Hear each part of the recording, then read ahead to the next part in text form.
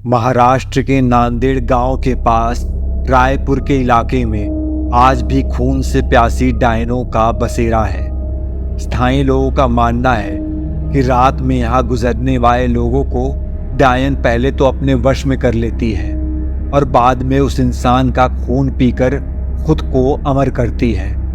वहाँ माना जाता है कि ये इलाका डायनों का है। यहाँ पर इंसान का कदम रखना खतरे से खाली नहीं है और अगर कोई वहाँ पर गया तो किसी तरह की भी गलती उसके लिए काफ़ी नुकसानदायक साबित हो सकती है। अगर कोई यहाँ पर किसी भी पेड़ में कील गाड़ता है तो उसका सामना मौत से ज़रूर हो जाएगा। ये भले ही अंधविश्वास या अंधश्रद्धा लग रही हो, लेकिन इस भूतिया गांव का यही दस्तूर है। इस भूतिया गांव को अभिशप्त माना जाता है। यहाँ पर एक दो नहीं बल्कि सारे इलाके में डायनों का बसेरा जमा हुआ है। नांदेड़ के निकट इस छोटे से गांव में डायनों की अब पूरा राज्य बसा हुआ है। यहाँ पर ऐसा माना जाता है कि पहले यहाँ एक डायन रहा करती थी, लेकिन उस डायन ने गांव की कुछ लड़कियों की आत्मा को अपने वश में करके उनको अपने साथ ले आई। आज वही लड़कियां इन डायनों के साथ मिलकर खुद को अमर रखने की कोशिश करती हैं। ये गांव की वही जगह है जहां वास्तविकता में यहाँ के पुरुषों को रात में निकलने पर प्रतिबंध है। कब किस कौन सी जगह पर डायन उन्हें अपने वश में कर ले कोई नहीं जानता है।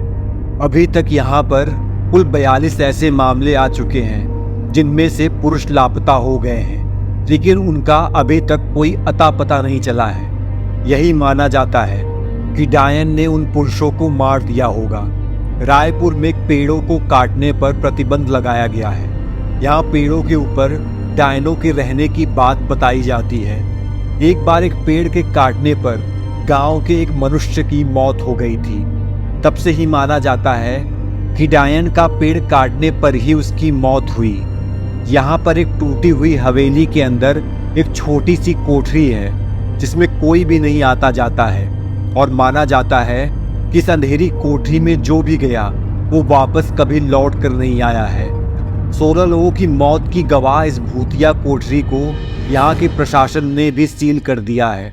डायनों को अपने वश में करने के लिए यहाँ पर कई तांत्रिकों ने अपनी पूरी शक्ति लगा दी, लेकिन इस बीच 5-6 तांत्रिकों की भी मौत हो गई, जिसके बाद तांत्रिक भी यहाँ की डायनों को अपने वश में करने से घबराने लगे। कहा जाता है कि गांव में हर अमावस्या और पूर्णिमा की रात को कोई बाहर नहीं निकलता। अब लोग अपने घरों को अच्छे से बंद करके घरों में रहते हैं। गांव के कुछ लोगों ने ये अनुभव किया है कि अक्सर रात में चलते वक्त उन्हें अजीबोगरीब आवाज़ें सुनाई देती हैं, लेकिन पीछे मुड़ने पर कोई नहीं होता। गांव के एक रंजीत नाम के व्यक्ति ने बताया कि बाइक से वो काफ़ी लंबा रास्ता तय करने के बाद उसे एक एहसास हुआ कि उसके पीछे कोई बैठा हुआ है, पर जब उसने पीछे मुड़कर देखा तो कोई नहीं था। रायपुर के लोगों का मानना है कि यहाँ कई साल पहले एक खूबसूरत महिला के साथ गांव के कुछ लोगों ने बलात्कार किया था और उसे बंदी बनाकर रख लिया और बाद में उस महिला की बेरहमी से हत्या कर दी। इसके बाद उसी महिला की आत्मा डायन बनकर अपना यहाँ बदला पूरा करती है।